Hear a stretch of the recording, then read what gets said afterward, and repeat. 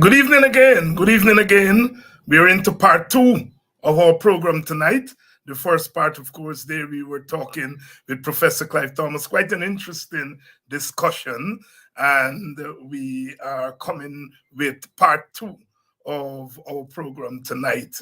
You know, what we do here on this program is that we learn from each other, we teach each other, we discuss politics, we discuss current affairs, we discuss hard subjects like the one we've been talking to Professor Thomas about their free movement of labor across the Caribbean. We don't have to run and duck anymore. Nobody has to put us to sit down on benches anymore. From next year, we are going to be moving freely across the region. A dream come true. And of course, our Guyana is now the place where everyone is going to want to come. And as Professor Clive Thomas said in our discussion there in part 1 of our program, we are the ones who have to be grown-ups, not treat people as they used to treat us. After all, we are one people, one Caribbean, one nation. Welcome again. The PPP must go. The PPP must go. The PPP must go. Too many scandals. Too many scandals. Too many scandals. Too much oppression. The dictatorship is too much. In less than 3 years, this government has surpassed all other governments. The PPP must go. And once we make up our mind that the PPP must go, then we've got to start doing the work. In fact, we have already started to do the work. We have to up the ante. We have to up the ante. The PPP must go. As you know, we believe that Guyana must be shared by all its peoples. All its peoples. All ethnic groups, all social groups. Guyana must be shared. That's our position. We're clear about that. Good evening to all of you. Good evening, Cecile. Oh my goodness, I see my sister, Angela Wong Jonas.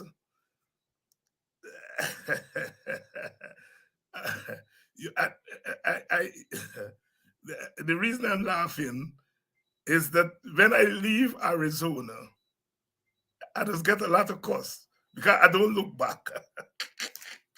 I have very, very good friends and comrades in Arizona. Angela is one of them.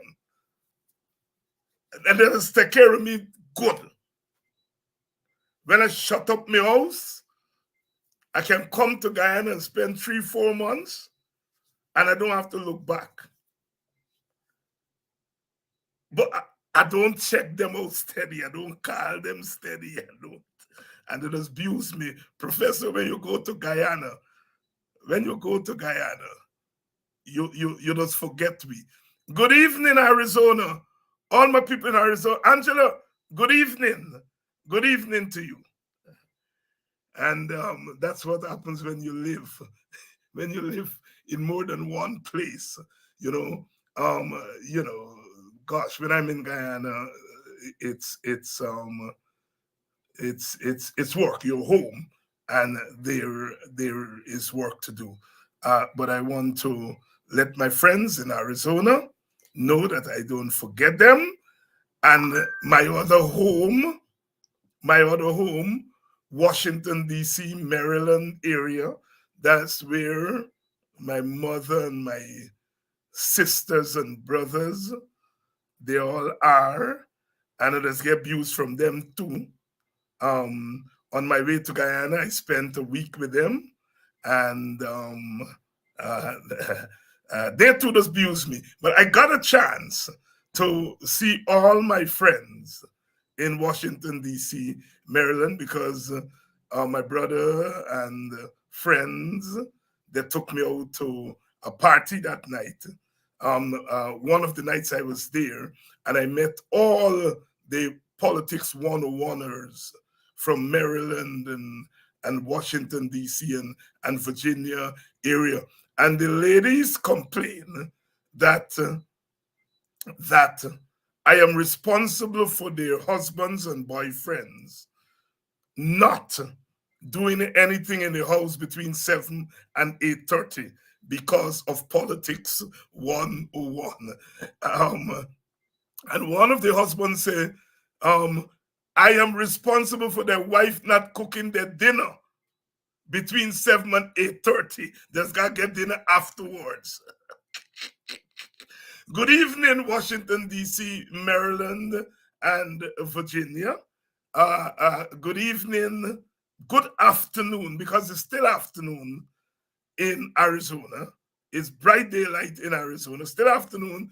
Good afternoon to Arizona, and of course, Guyana, the land of my birth. Guyana, the only country that I can call home. Guyana is our Guyana. And wherever we are, we breathe Guyana, we smell Guyana, we cook Guyana. One of my sisters, they all migrated. Gosh, 44 years now, and they migrated to the United States. And my sister tells her children that when they want American food, they got bite on the road. Cause she ain't cooking American food in she house. She cooking strictly Guyanese and West Indian food. If she children them want any other food, they got bite on the road. Good evening, my sister. Good evening. How are you all doing?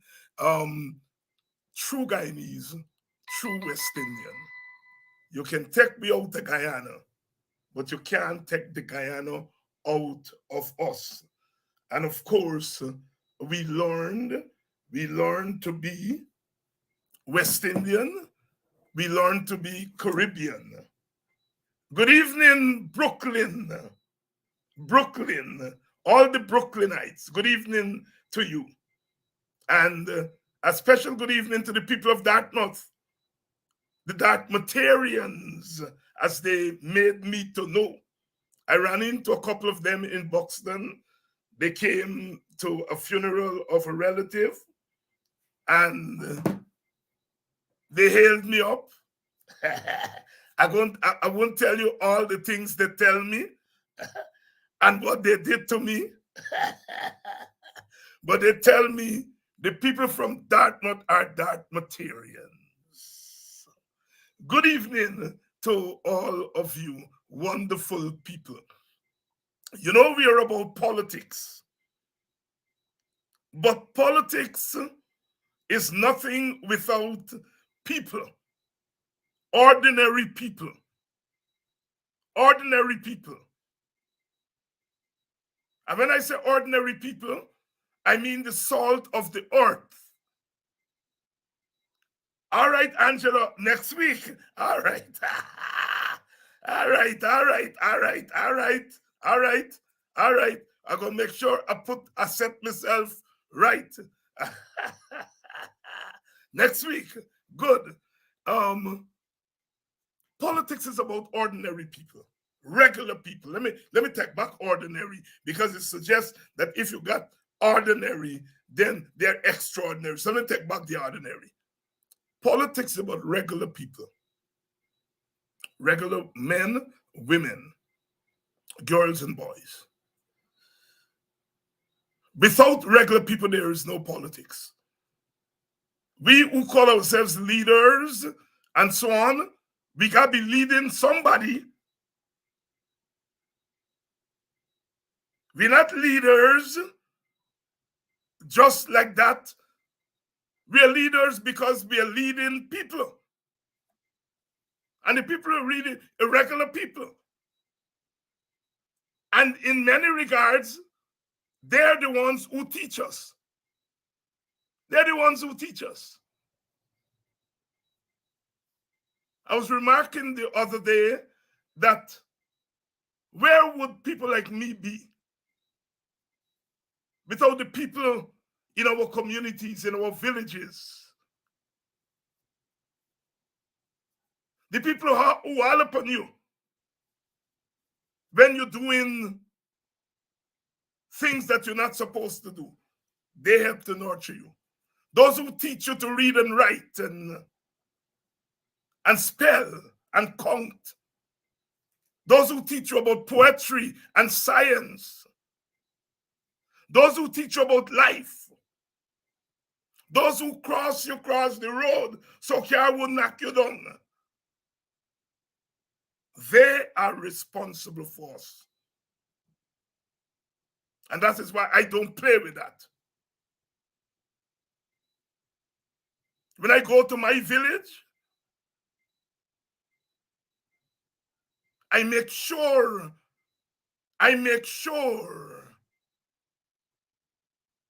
that I touch base with everybody. A little hug, a little shake hand, a little joke, a little smile, a little laugh. Because our people don't ask for much. They don't ask so much. I can see it in their eyes whenever I look at them. Just the opportunity to say to me, I don't miss Politics 101. Just the opportunity to say, I like when you tell them,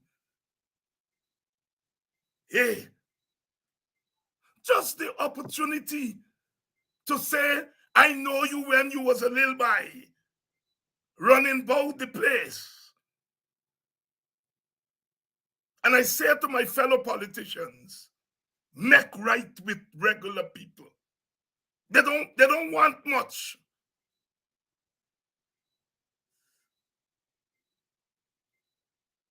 Just before I came on air tonight, I parked my car and I had to go through the street to collect something. And I stopped by my people them. I stopped by Magna them. Sir, come take a beer. And then they bring the chair outside. I had to say, oh, Jesus, I got to run for going to be pro. Sorry, I forget about the program. Our people don't ask for much.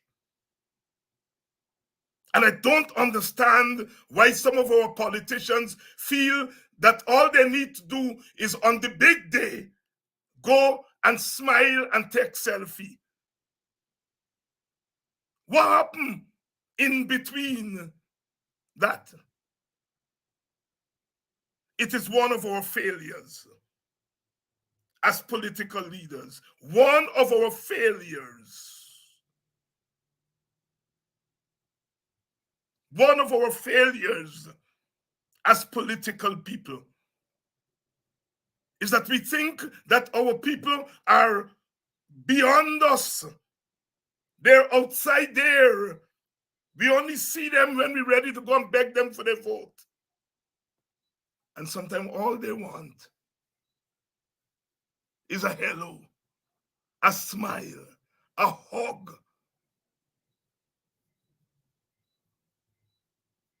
It's one of the things I learned from a UC Kwayana.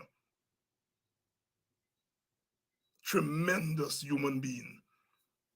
I remember you walking with Kwayana, you're walking from road to where you live. Normally it would take you about 10 minutes walk. With Kwayana, it's going to take an hour because everybody he stopped with them. And he listens. And you want to go and hang out. And Kwayana is listening to people. And I didn't know it then. It's now.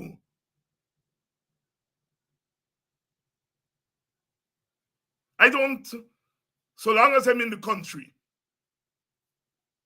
and nothing extraordinarily happening, I don't miss funeral in my village.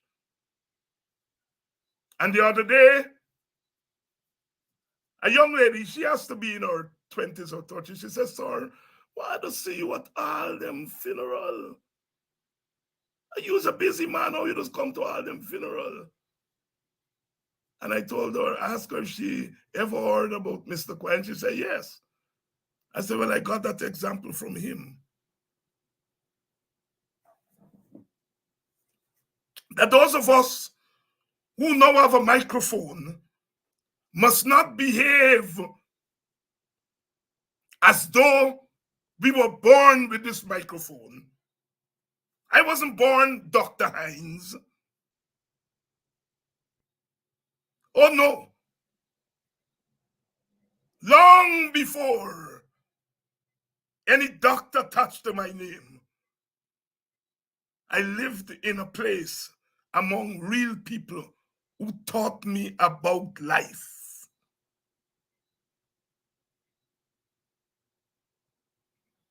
Good evening to all of you. We're talking tonight. One of my friends, there, Sandy. Big bye for me. I go down at back dance and I see my classmate them by gambling. I decided I gonna try my hand. Sandy coming out from the back dam. He called me, say, come by. He give me 4 mango. When me take the mango, me say, thanks, Sandy. And me turning for go back to the gambling. He said, come, don't go back there. I said, why? He said, that is not for you. I said, all right. He said, use a school buy, take the mango and go home. Go back a line tap. And I was, farm 1 or farm 2. But these are people who are investing in us. And I'm sure Sandy himself used to take a little nick. But his position is that it's not for me.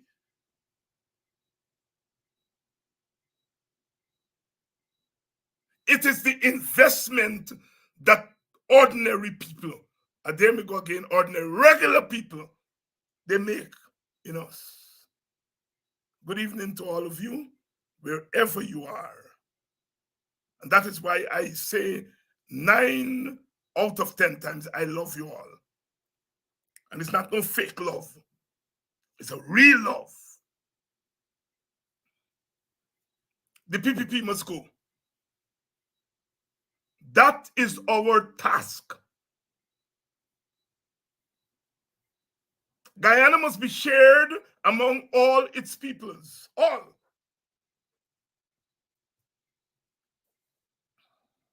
But the obstacle to that sharing of Guyana is the PPP.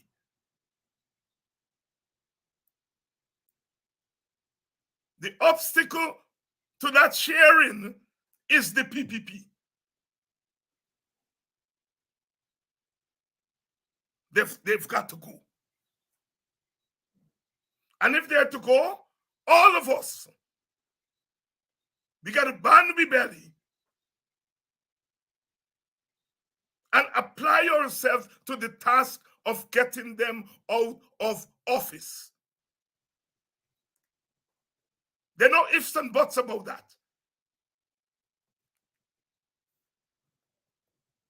There are no ifs and buts about that.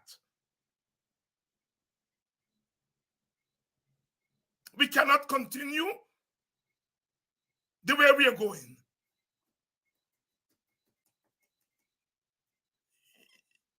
"20 Amerindian people, 20 Amerindian children died in a fire that was caused by the negligence of the government.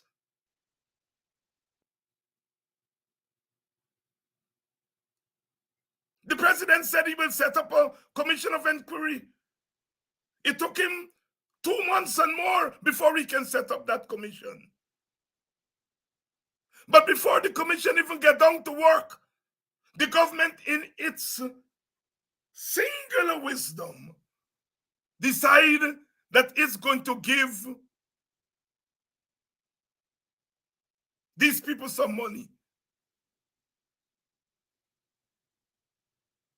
Now, if you set up a commission of inquiry, allow the commission to do its work, and then let the commission suggest that these people should be compensated. Let the commission determine the degree of hurt and dislocation when you have 20 children in a community killed, murdered by the hand and the negligence of the state.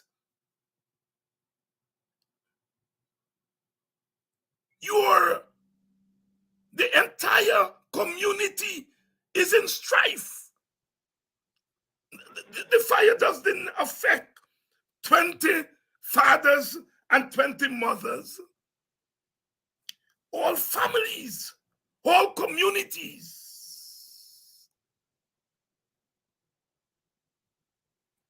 And you just think that you can take a couple $1 million and throw to these people. How did you arrive at the amount of money that you are giving to these people? That is what I want to hear from this government. How you arrive at that? Because if you're talking about compensation, you have to show you arrive at that.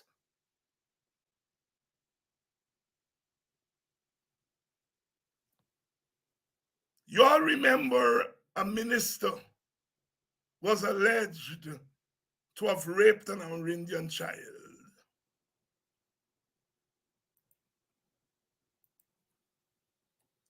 And it was alleged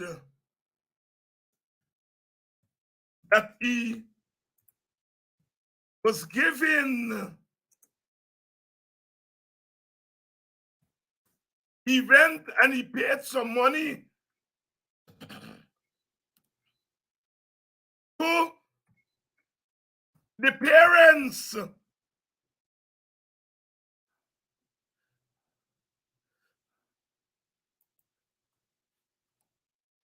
You all remember the story? It wasn't long ago.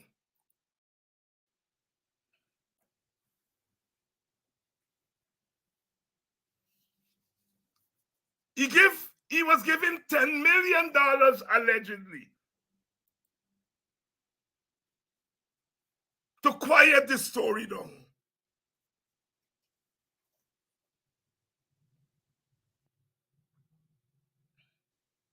Now these children were murdered. And you're giving them $5 million, giving their family $5 million. We are Guyanese. We know what $5 million is. And you decide that you are going to give these people $5 million.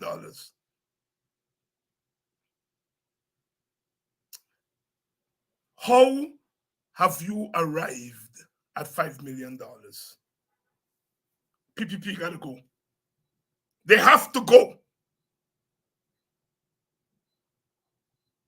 No twisting and turning. They got to go. They're ridiculous.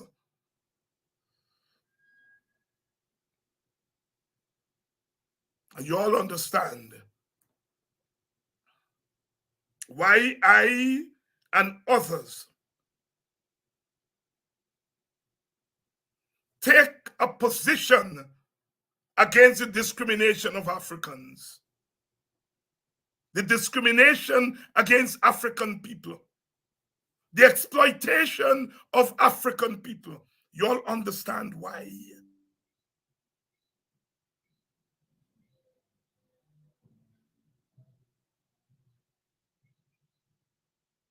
Because we understand that this government does not care about people.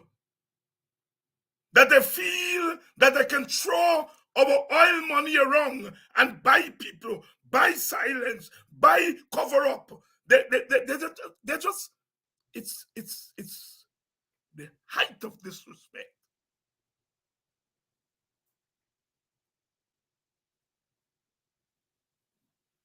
Yes, our people need money. Our people work. And you can't give them proper wages. Instead of taking money and give them as wages, you feel you can go to them and throw $40,000, throw $5 million, and buy them.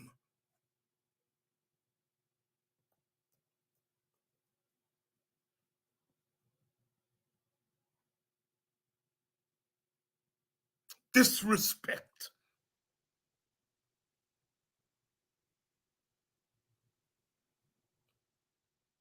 What is the price of dignity?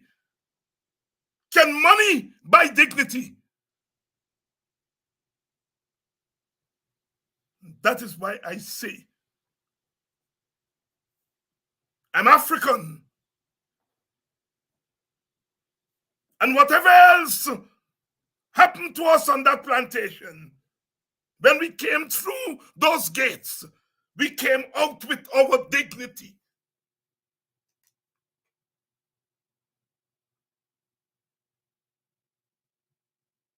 200 years, 300 years, 400 years of slavery did not crush our dignity.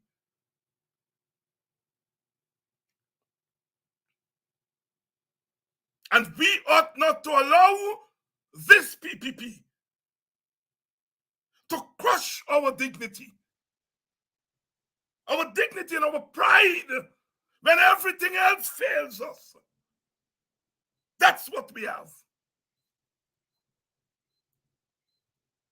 There are going to be a few individuals who will sell their dignity and their pride. We expect that, but they do not represent the critical mass of us. As I said,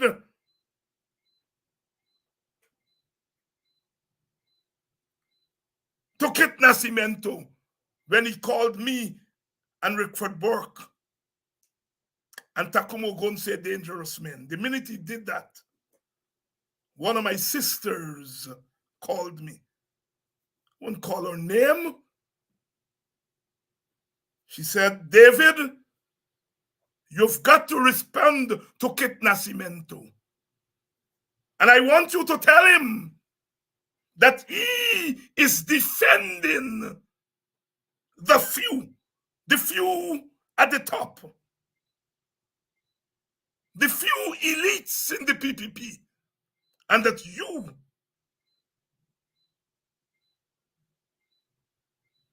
are defending the many.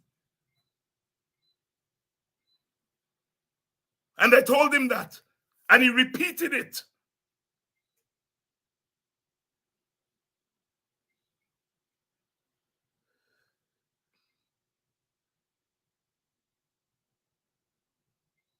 Yes, Our dignity matters.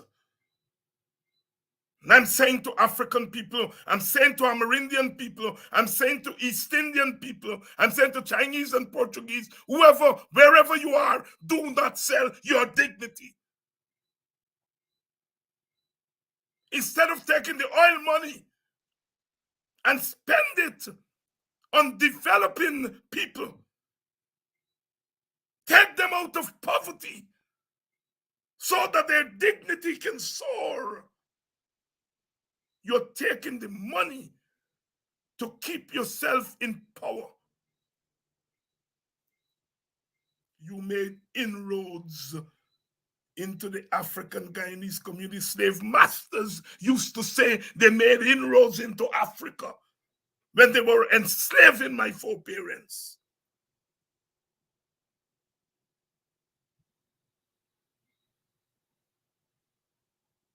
That's what your inroad is about. Come into my house. What about you saying that Guyana is a house? And let us share that house equally. No. The only house that Guyana has is the house on Rob Street that you call Freedom House, on Freedom House. And that if we want to enjoy our patrimony, we have to come into your house. The PPP must go. The PPP has to go.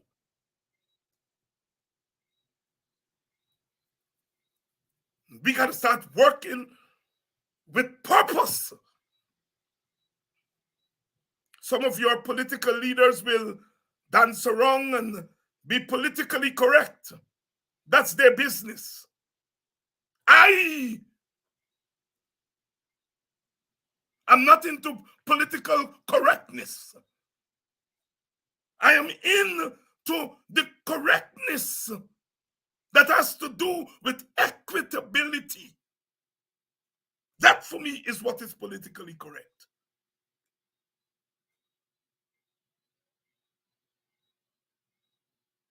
They make you all believe that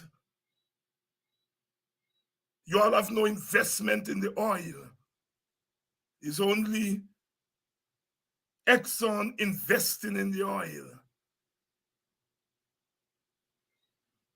Thank you, Exxon, for coming and investing in our oil. We are not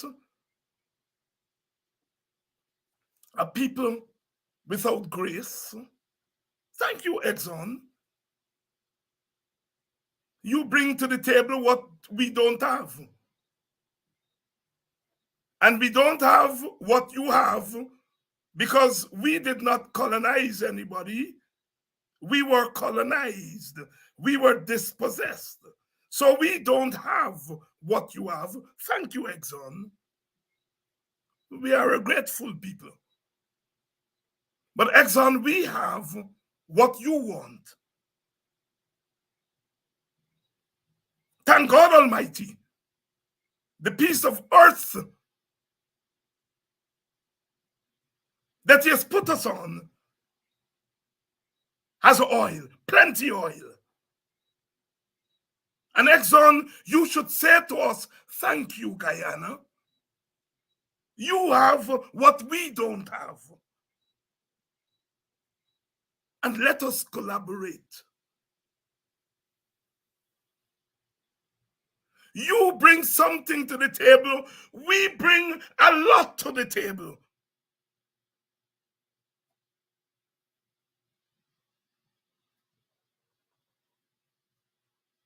We are not anti-Exxon. We are not anti-investment. We are not anti-American. We are not anti all of those kinds of things. All we are saying is that oil was found on our soil, in our waters. And if you check those waters, they're colored with the blood of our ancestors. The bones of our ancestors are in those waters, the Middle Passage. Many of our foreparents sought refuge in the Atlantic.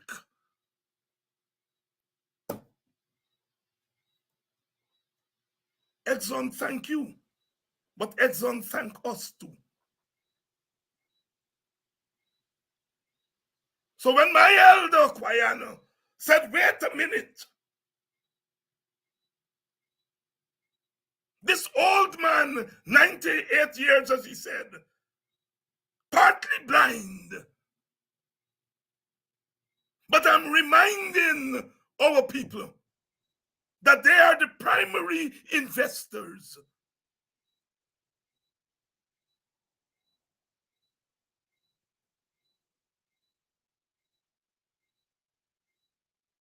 He was bringing wisdom to economics, people's wisdom, reminding us that we are investors too. And as Professor Thomas just told you all an hour ago, half an hour ago, PSA means production sharing agreement. It doesn't mean ownership sharing agreement. We are the sole owners. We are sharing the production of the oil. You all hear me tonight? The PPP is behaving as though the oil belongs to Exxon or the oil belongs to them and they can give it to Exxon, collect a little small piece from Exxon, and do as they like. The PPP must go. They have to go. They're anti-national. They're anti-democratic.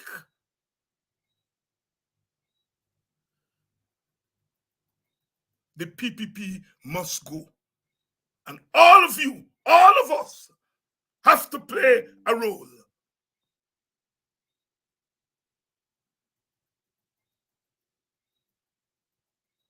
Thank you, Exxon.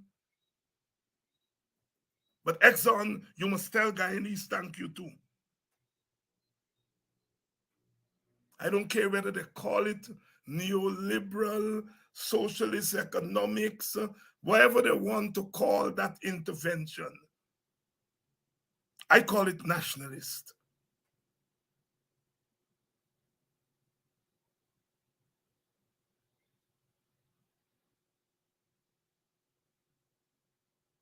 You see,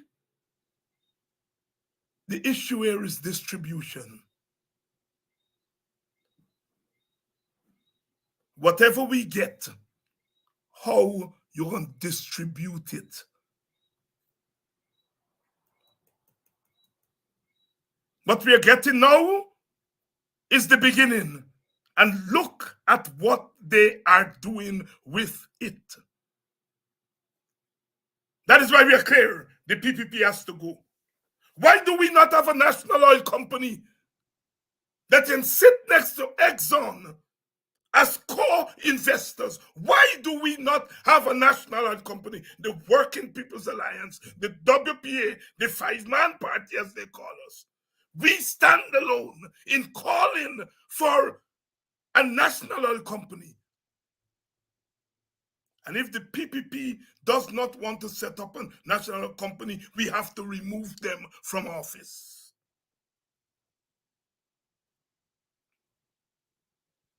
And we have to convince the other opposition parties we need a national oil company.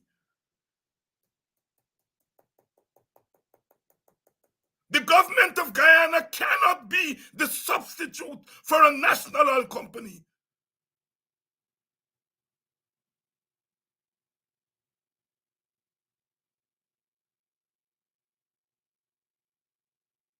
The PPP must go. We have to begin to up the ante, organize ourselves, make demands.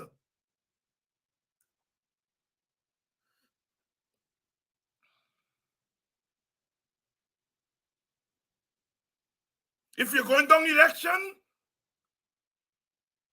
then the election machinery must give us an equal chance.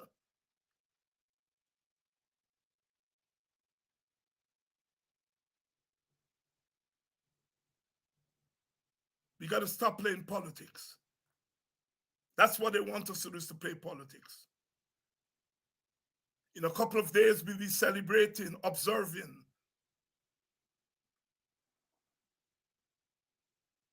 185 years since the end of chattel slavery. Let us use that occasion to make a statement.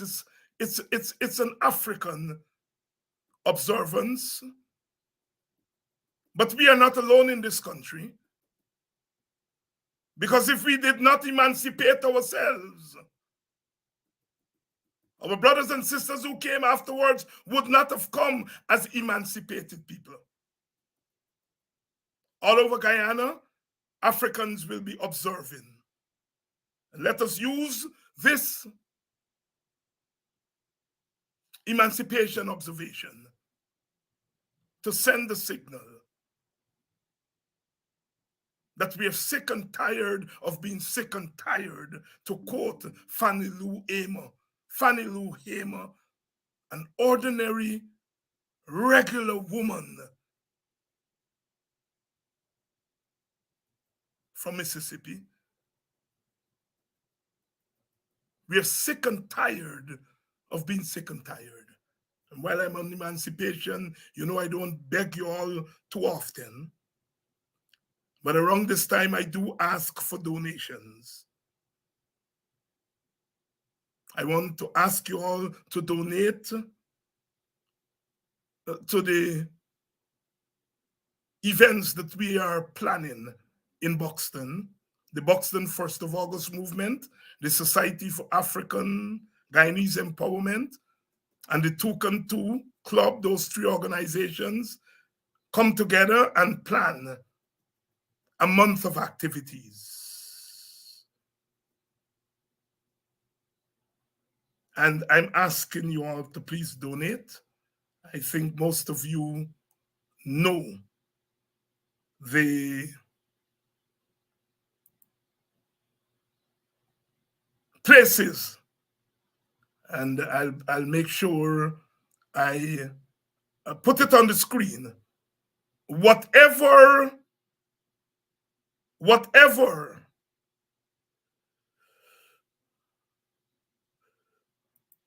you can donate, we're asking you to donate. Here we go. The Cash App there is on the screen, and the PayPal is on the screen. Please make your donations there. Those of you who are in Guyana, you can inbox me and I'll tell you where to drop off your donations and so on. Please donate to our emancipation events in Buxton.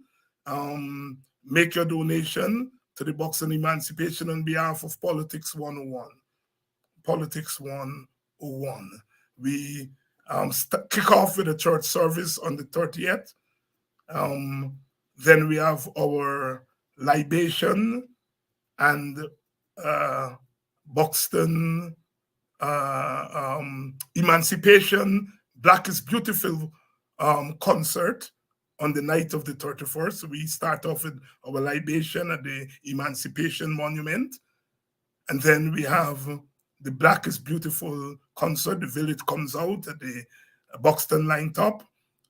We have in attendance Yoruba singers, the longest roots band from Guyana, longest serving. They are going to be there.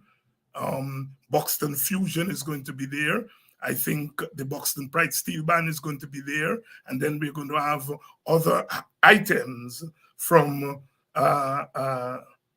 various other artists. We let you know as the days go by, and then we will have the feeding of the older people in the village, the Emancipation Feast on the 1st of August. On the 1st of August, the Emancipation Feast, a feeding of old people and children. And then we're going to have the annual EUC Kwayana Emancipation Symposium. We let you know the date for that. And then later on down, we are going to have our Emancipation Village Day, where the community will come out and have a village day at the Buxton Ball Field. So we are developing these events. And of course, it costs money. And we're asking you to donate. We're asking you to donate via Cash App. It's there on the screen. Donate via PayPal. And if you don't use these two, you can get other sources by inboxing me or Brother Kedaki. But please support the Buxton Emancipation events. And as I say, let us make this year emancipation observances, let us make a statement that we are sick and tired of being sick and tired. This government has no good intentions. None. No good intention. We've got to get this government out of the way so that we can begin to sort ourselves out. We're against the $5 million you're giving to those children, the families, the communities of those children. We're against that. It's a pittance. It's an insult.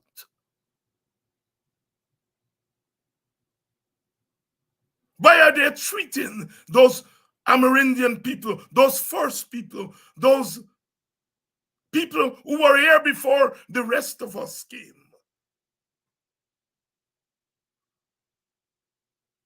That is why we start with our example.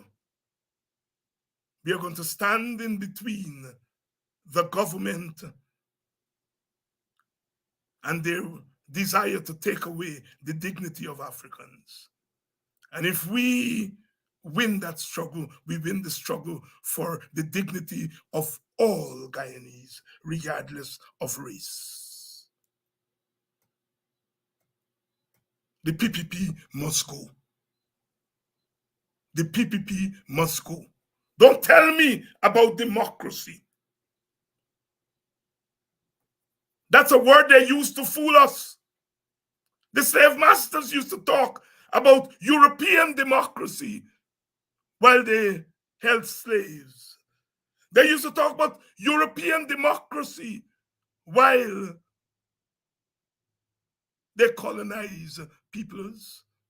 The great America used to talk about American democracy while African people were enslaved and after enslavement lived in segregated second-class neighborhoods. Here in Guyana, they tell us about democracy while they mow down our homes, kill our sons, spit in the faces of our women, deny us our fair share of contracts, and they tell us about democracy. The PPP must go. The PPP must go. The PPP must go. Tomorrow night, we're going to be back. Tomorrow night, we are going to be back. And we are continuing to organize. We're going to be organizing as political parties. We're going to be organizing as movements. Wherever we are, we must organize. Organize ourselves so that we can remove the monster that has presented itself as the government of this country. I have no problems with individuals. When I see them, I say hello. Because my fight is not against individuals. Our fight is not against individuals.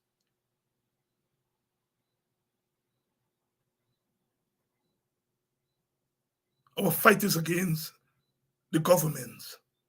Our fight is against the institutions.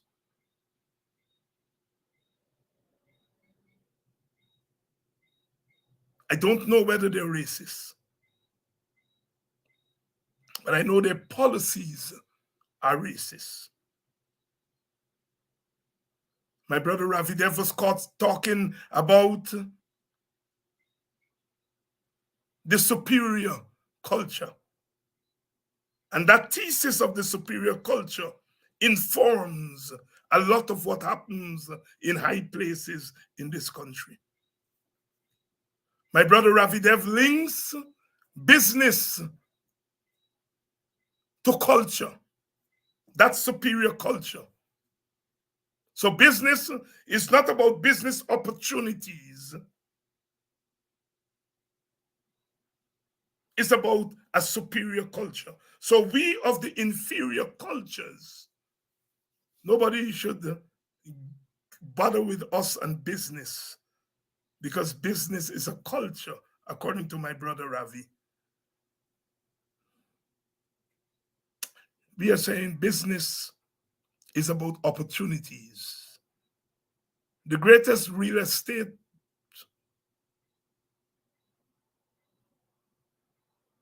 enterprise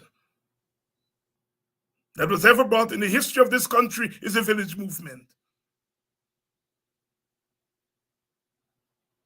African people can do business. Amerindian people can do business. All they need is the opportunity. That they are not in the business sector has nothing to do with culture. It has everything to do with governance and systems.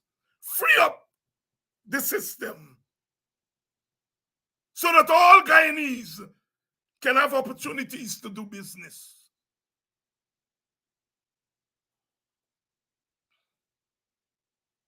Guyana must have no place for a superior culture.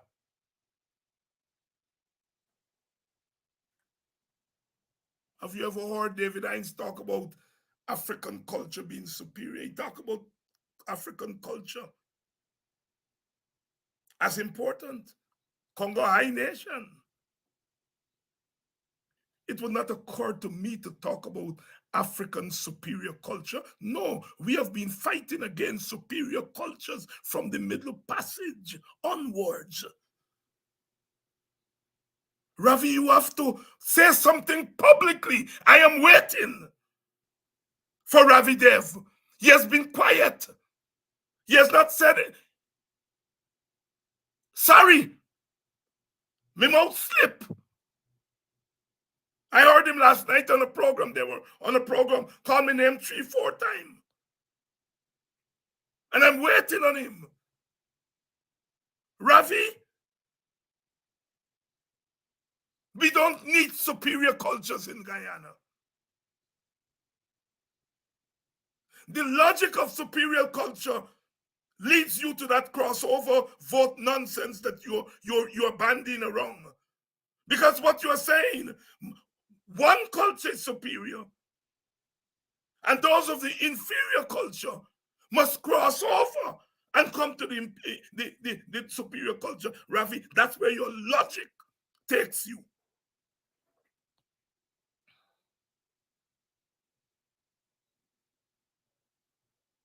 The PPP has to go because the premise of the PPP governance is a superior culture.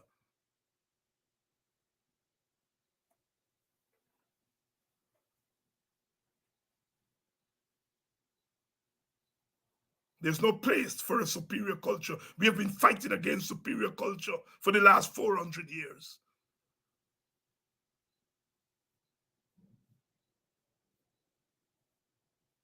They have defined racism as anyone who defends African dignity. You're racist.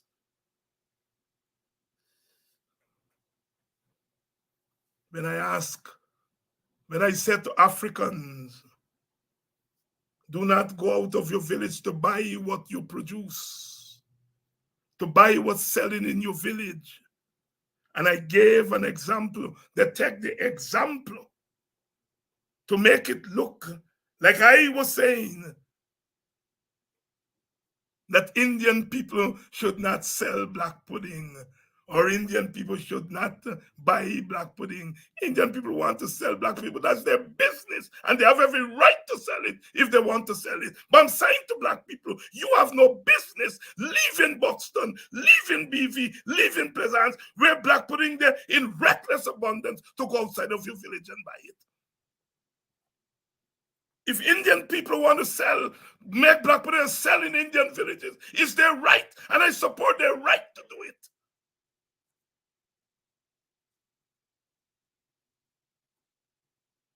I know no Indian is going to leave Enmore and go to Bachelor's Adventure to look for duck curry. I know that. I know no Indian is going to leave Manripo and go to BV to look for Gail Barker curry. I know that. I know no Indian is going to leave Lusignan and go to Buxton to look for good dal and rice. I know that. But when I tell Africans what to do, they make me out to be a racist. A racist is someone who believes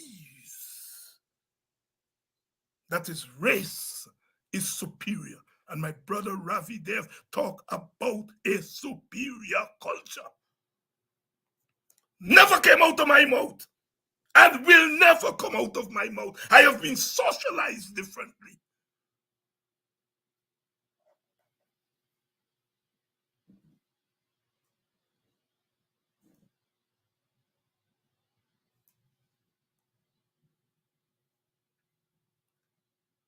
We come again tomorrow night